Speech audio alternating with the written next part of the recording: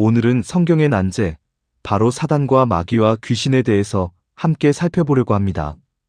우리가 신앙생활을 하면서 이 이름들을 참 많이 들어왔죠. 낯설지는 않은데 막상 그 실체에 대해서는 잘 모르는 경우가 많습니다.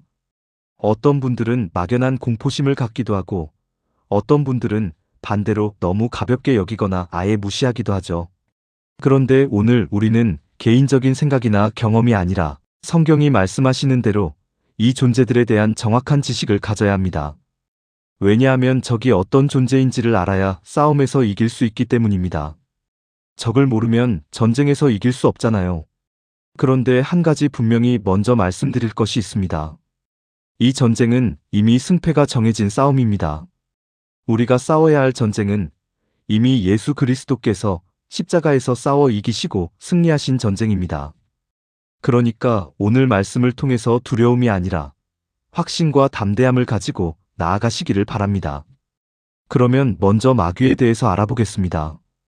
마태복음 25장 41절에 보면 예수님께서 최후의 심판에 대해 말씀하시면서 마귀와 그 사자들에게 예비된 영영한 불에 들어가라고 하십니다. 여기서 우리가 알 수 있는 것이 있습니다. 대장인 마귀가 있고 그 아래에 사자들, 즉 부하와 졸개 같은 존재들이 있다는 것입니다. 그렇다면 마귀는 어떤 존재일까요? 우리 한글 성경에서 마귀라고 번역된 단어는 헬라어로 디아볼로스인데 이것은 비방자, 고발자라는 뜻을 가지고 있습니다. 영어 성경에서는 보통 대벌이라고 번역하죠.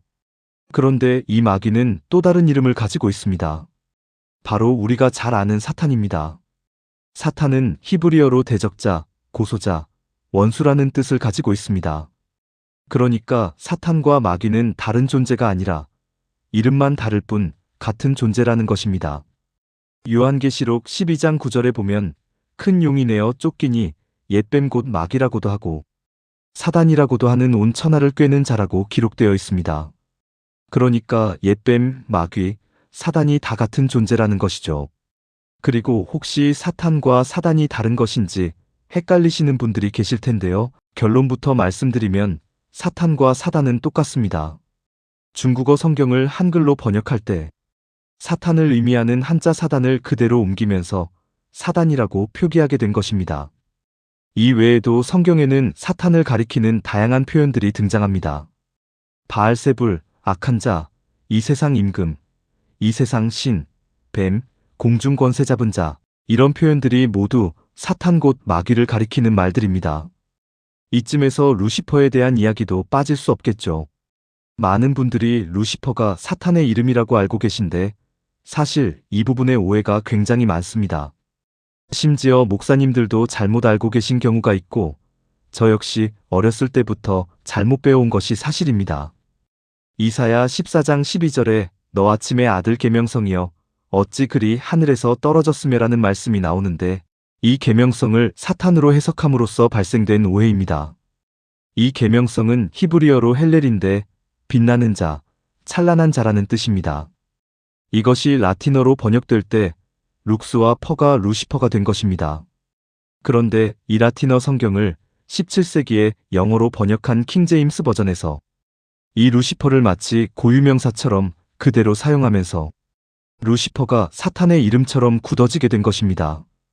그러나 지금 우리가 보는 모든 한글 성경은 이것을 계명성, 샛별, 새벽별이라고 번역하고 있고 다른 영어 성경들도 모닝스타, 데이스타라고 번역하고 있습니다.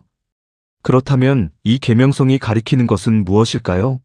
이사야 14장 4절을 보면 너는 바벨론 왕에 대하여 이 노래를 지어 이르기르리라고 나옵니다.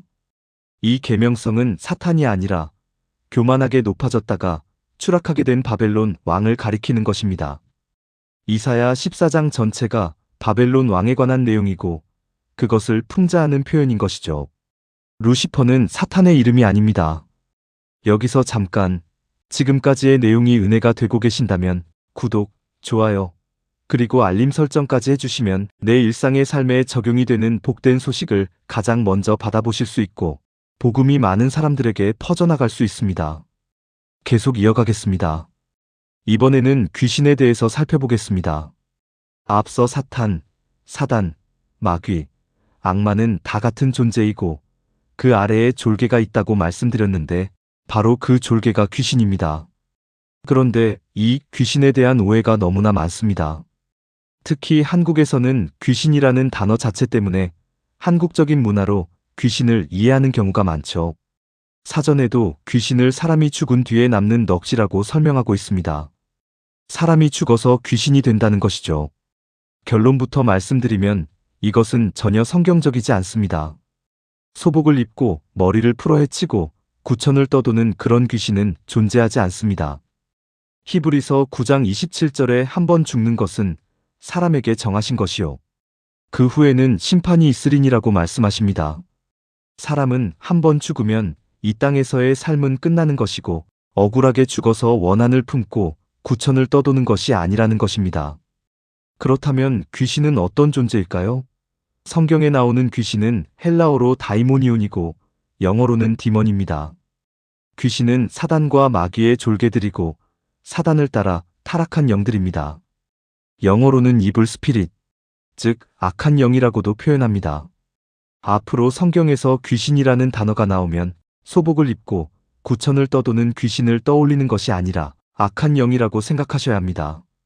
그렇다면 사단과 마귀와 귀신, 이 악한 영들은 도대체 어디서 온 존재일까요?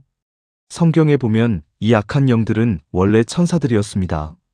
천사들이 타락해서 악한 영들이 된 것입니다. 베드로후서 2장 4절에 하나님이 범죄한 천사들을 용서치 아니하시고 지옥에 던져 어두운 구덩이에 두어 심판 때까지 지키게 하셨으며라고 기록되어 있고 유다서 1장 6절에도 자기 지위를 지키지 아니하고 자기 처소를 떠난 천사들을 큰 날의 심판까지 영원한 결박으로 흑암에 가두셨으며라고 말씀하십니다. 이렇게 범죄한 천사들, 타락한 천사들을 악한 영, 악령, 귀신이라고 부르는 것이고 그 대장격이 바로 사탄, 사단, 마귀라고 하는 것입니다. 그리고 한 가지 중요한 것은 하나님께서 처음부터 사단과 마귀와 귀신을 창조하신 것이 아니라는 점입니다. 하나님은 천사들에게도 인간에게도 자유의지를 주셨고 그 자유의지로 인해 천사의 타락이 일어난 것입니다. 하나님은 그것을 허용하신 것이지 일부러 타락하게 만드신 것이 아닙니다. 그렇다면 마지막으로 이 모든 것의 결말은 어떻게 될까요? 예수님께서 다시 오실 때 사단은 결박을 당하고 우리는 부활의 몸을 입고 예수님과 함께 왕노릇을 하게 됩니다.